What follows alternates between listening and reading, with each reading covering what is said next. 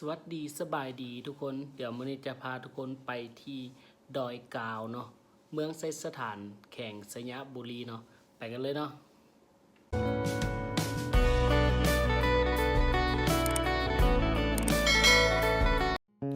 จุดเริ่มต้นที่เราออกเดินทางก็คือจากสามแยกโรงเรียนไปถึงดอยกาวนั้นเป็นระยะทาง60กิโลเนาะเอาไปเรื่อยๆเลยจะบ่ได้มีแยกมีหยังเลยเนาะก็คือไปซื่อๆไปเลยไปเรื่อยๆเลยเพราะว่าเป็นทางเส้นเดียวนะตลอดของการเดินทางนั้นก็จะมีส่วนหลายจะเป็นทางยางเนาะที่เป็นทางแดงเนี่ยก็ส่วนน้อยแต่ว่าทางเนินหรือว่าทางสันนั้นค่อนข้างหลายแล้วก็เป็นทางที่แคบประมาณเบิ่งประมาณความกว้างของทางนี่ประมาณ7เมตรเนาะซึ่งที่เราขับขี่ก็ต้องได้ระมัดระวังว่าถ้าจะหยุดจอดถ่ายรูปก็หยุดจอดได้เลยเนาะบ่ต้องขับไปนำและเลี้ยวข้างทางเนาะเลี้ยวก็บ่ให้เลี้ยวแบบดนนะเพราะว่าเส้นทางมันค่อนข้างอันตรายเพราะว่าเป็นเส้นทางที่น้อยแล้วก็แคบเนาะเพราะว่าและอีกอย่างเส้นทางก็คดโค้งค่อนข้างอันตรายถ้าจะหยุดจอดก็ควรหยุดจอดได้เลยบ่แนะนำให้ขับและแนมซ้ายแนมขวาเนาะตลอดของการเดินทางของเราสองภาคทางนี้จะเป็นแบบบางจุดก็เป็นภูหัวโล้นช่วงนี้ก็เป็นช่วงที่ต้นไม้หรือว่าธรรมชาตินี่จะเขียวชุ่มชื้นขนาดเลยเด้อไผที่มีแผนจะไปเที่ยวในมื้อเข้าดาวเนาะที่ว่าอยากไปตั้งเต้นกลางเต้นหรือว่านอนเต้นนะแนะนำไปที่ดอยกาวเด้อเพราะว่าบ่ได้ห่างไกลจากตัวเมืองไสยะเลยก็คือเดินทางไปแค่เพียง60กิโลเมตรนั่นเองนะตลอดของการเดินทางระหว่างสองภาคทางเราจะได้เห็นธรรมชาติที่เขียวงามแบบขี่รถไปแล้วแบบเบิ่งธรรมชาติไปน้ำเป็นอีหยังที่แบบ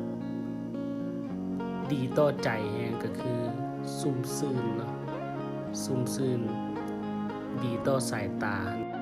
ขี่มาเรื่อยๆจนลืมเบิ่งเลยว่าอันนี้ฮอดบ้านได้แล้วเนาะแต่มาฮอดจุดนี้ก็ฮอดหมู่บ้านนะก็เป็นจุดที่งดงามหลายอันนี้ก็ใกล้จะฮอดเขตที่เข้าเมืองไซสถานกันแล้ว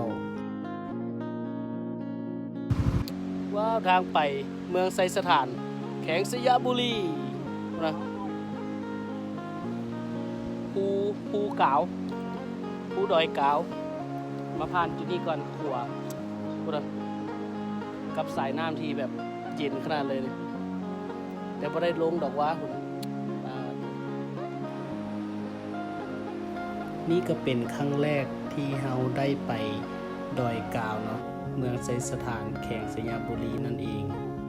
ก็รู้สึกตื่นเต้นเนาะเพราะว่าบ่ได้ไปจากเทื่อแล้วพอดี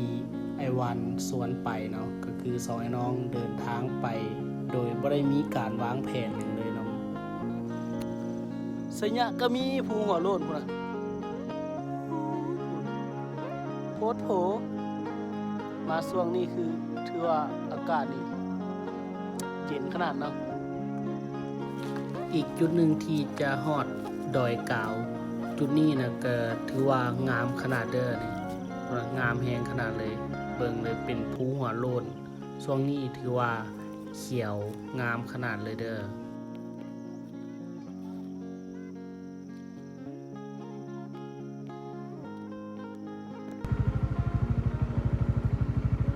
มาฮอดแล้วดอยกาว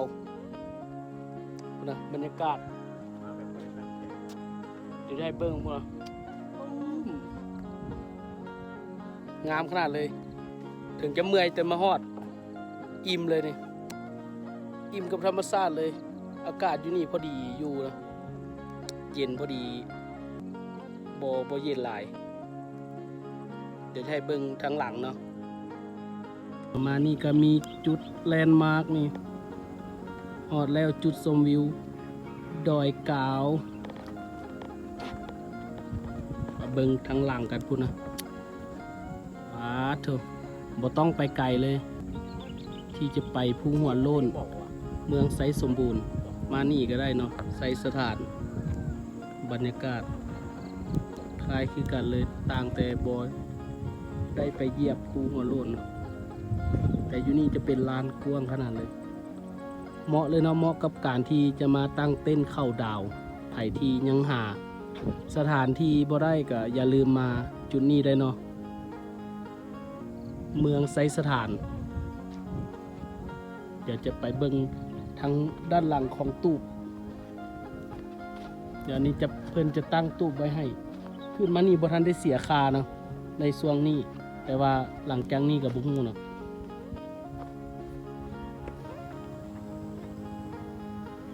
จุดนี้เพิ่นกำลังจะมีการก่อสร้างเนาะ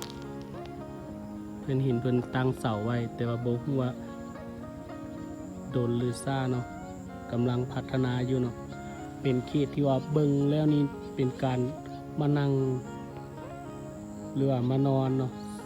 ชมบรรยากาศอยู่จุดนี้น่าเป็นฤดูหนาวนี่หมอกน่าจะ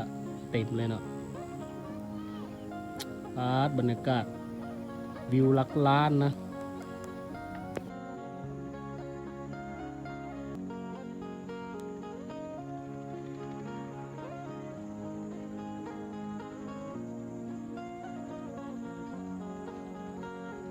อันนี้ก็จะเป็นทางที่เรามาเนาะจุดนี้ว้าวมีต้นแปลกนี่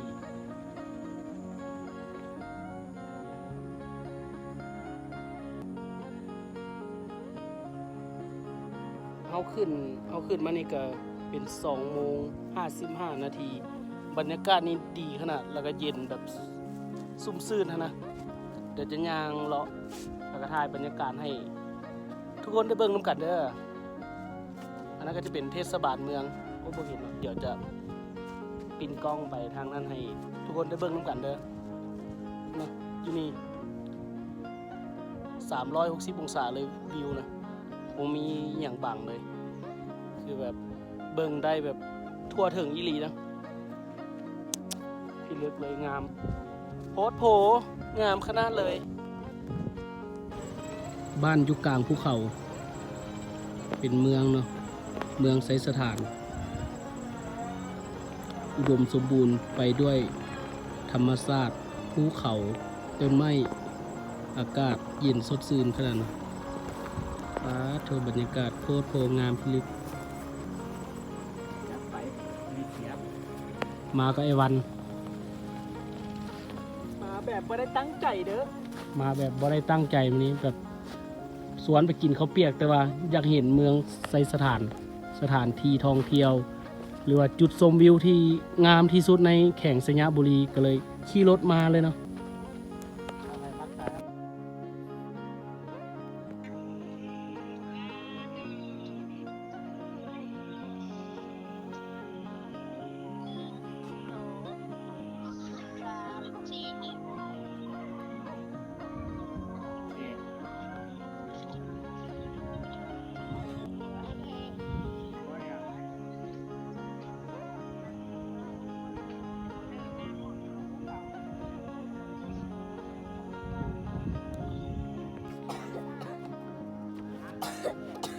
เดือน 1 เดือน 2 เดือน 3มันจะมีหมอก